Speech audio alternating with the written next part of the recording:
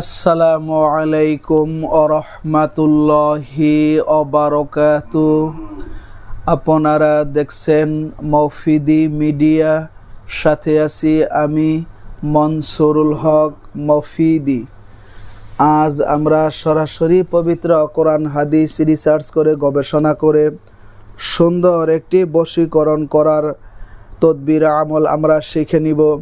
এই বশীকরণ আমলটি যদি আপনি করতে পারেন তাহলে যে কেউ আপনার প্রতি বশ হবে, বাধ্য হবে। তবে সকল জায়েজ ক্ষেত্রে কাজটি করবেন, কোনো নাজায়েজ ক্ষেত্রে কাজ করার কোনো প্রয়োজন নেই, ঠিক আছে? জায়েজ ক্ষেত্রে যদি করতে পারেন তাহলে আল্লাহর রহমতে ইনশাল্লাহ দেখবেন যে কেউ আপনার নিজের হয়ে যাবে, সে আপনার কথা শুনতে বাধ্য হবে, সে বিয়েতে রাজি হবে, হালালভাবে বিয়ে শাদী করে তার সাথে ঘর সংসার করতে পারবেন সারা জীবন ইনশাআল্লাহ। তো আমি সুন্দরভাবে ভিডিওটি আপনাদেরকে এখন বুঝিয়ে বলে দিচ্ছি। যদি ভিডিওটি বুঝতে কোনো সমস্যা হয় অথবা সরাসরি এই 30 পারা কোরআনুল কারীম থেকে যে কোনো বিষয় শিখতে, জানতে, বুঝতে, যে কোনো বিষয়ের তদবির করাতে, যে কোনো বিষয়ের কাজ করাতে, বিশ্বের যে কোনো প্রান্ত থেকে ভাই হিসাবে এবং বন্ধু হিসাবে সরাসরি আমি মনসুরুল হক মফিদির সাথে যোগাযোগ করে মনের কথাটা আমাকে জানাতে পারেন ইনশাআল্লাহ। আমার মোবাইল নাম্বারটি হচ্ছে 01725357513।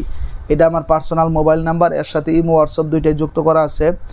এবং এই নাম্বারে যেহেতু ইমো হোয়াটসঅ্যাপে অনেক সময় বেশি যুক্ত হওয়ার কারণে যুক্ত হওয়াটা কঠিন হয়, সেই জন্য ইমো হোয়াটসঅ্যাপের জন্য আর একটা নতুন নাম্বার নিছি। সেই নাম্বারটি হচ্ছে 01706059841। এই নাম্বার সাথে ইমো হোয়াটসঅ্যাপ দুইটাই যুক্ত করা আছে। আমি কোনো পেজ দিয়ে কথা বলাই না, সরাসরি আমি নিজেই কথা বলি।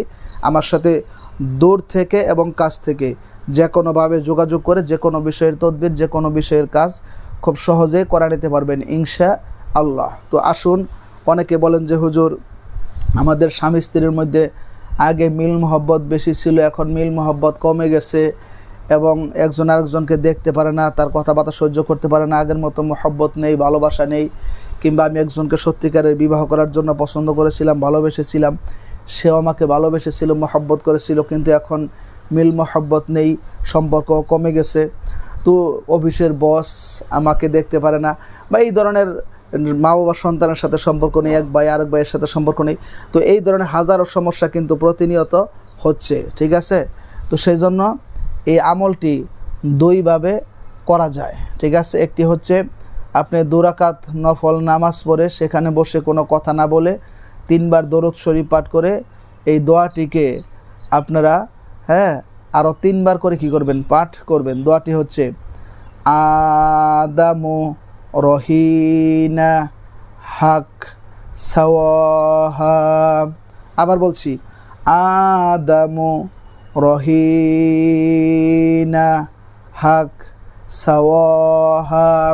আবার বলছি, আদামু রহিনা হাক সাওয়াহা। এই দোয়াটি 3 বার পাঠ করে শেষে আবার 3 বার দরুদ শরীফ পড়ে যার কথা আপনি স্মরণ করবেন, যার ছবিতে ফু দিবেন, যার নাম চেহারা খেয়াল করবেন, বা অমুকের ছেলে, অমুকের মেয়ে, বা অমুকে আমার প্রতি বশ করে দাও, বাধ্য করে দাও, সে আপনার প্রতি বশ হয়ে যাবে, বাধ্য হয়ে যাবে, ঠিক আছে? এটা হচ্ছে একটা নিয়ম। আরেকটা নিয়ম হচ্ছে, যদি কোনো আপনি 3 বার প্রথমে দরুদ শরীফ পাঠ করে পরে এই দোয়াটি 3 বার পাঠ করে আদামু রহিনা হাক সাওয়াহা। আবার বলছি, আদামু রহিনা হাক সাওয়াহা 3 বার পাঠ করে কোনো সুগন্ধিযুক্ত ফুলের মধ্যে ফু দিয়ে, উদাহরণ গোলাপ ফুল রয়েছে বা এই জাতীয় আরও অনেক ফুল রয়েছে, ফুলের মধ্যে ফুল দিয়ে ফু দিয়ে 3 বার ফু দিয়ে, ফু দেওয়ার সময় আয় আল্লাহ, যাকে বশ করতে চান, যাকে বাধ্য করতে চান, তার নাম চেহারা খেয়াল করে ফুলের মধ্যে 3টা ফু দিয়ে যেরকম চান এটা খেয়াল করে এই ফুলটি তাকে দিবেন, কোনো ছেলেকে কিংবা মেয়েকে কিংবা যাকে আপনি দিতে চান। দিলে সে যদি ফুলের থেকে যদি সুঘ্রাণ নেয়, ফুলটা যদি তার কাছে নেয়, ইনশাআল্লাহ সাথে সাথেই দেখবেন আপনার প্রতি তার ভালোবাসা, মহব্বত একটা বেড়ে গেছে। তার শরীরের মধ্যে দেখবেন সে দূরে থাকলেও আপনার কাছে আসতে চাবে, আপনাকে ফোন দিবে, আপনার সাথে কথা বলতে চাবে, আপনার কাছে সময় কাটাতে চাবে, অন্য কোনো দিকে তার মন থাকবে না, আপনাকে ছাড়া সে কোনো কিছুই বুঝবে না। এটি খুবই কার্যকারী, ঠিক আছে? তো আমি সুন্দর করে আপনাদেরকে বুঝিয়ে বলে দিলাম। যদি যারা ভিডিওটি দেখে আমল করবেন তারা অবশ্যই কমেন্টস বক্সে আমিন লিখে যাবেন এবং ভিডিওটিতে একটি লাইক দিয়ে দিবেন এবং যদি শেয়ার করতে পারেন একটু কষ্ট করে শেয়ার করে দিবেন, যাতে আরেক দিনই ভাই বোনেরা যারা স্বামী স্ত্রী নিয়ে সমস্যায় আছেন বা আপনজন নিয়ে সমস্যায় আছেন তারা যাতে সমস্যার সমাধান করতে পারে এবং সুখ এবং শান্তিতে যাতে তাদের জীবনযাপন করতে পারে। হ্যাঁ, এই জন্য আপনাদের কাছে অনুরোধ করলাম। এবং অবশ্যই এই মফিদি মিডিয়াকে সাবস্ক্রাইব করে আপনাদেরকে এই মফিদি পরিবারের নতুন সদস্য হয়ে থেকে যাওয়ার জন্য বিনীতভাবে অনুরোধ করছি। তো আজকের মতো এই পর্যন্তই। যারা এই ধরনের সমস্যার মধ্যে আছেন, আল্লাহ তাআলা গায়বী সাহায্যের মাধ্যমে কুদরতের দ্বারায় আপনাদেরকে সমাধান দান করুক সেই প্রত্যাশায়। আসসালামু আলাইকুম ওয়া রাহমাতুল্লাহি ওয়া বারাকাতুহু।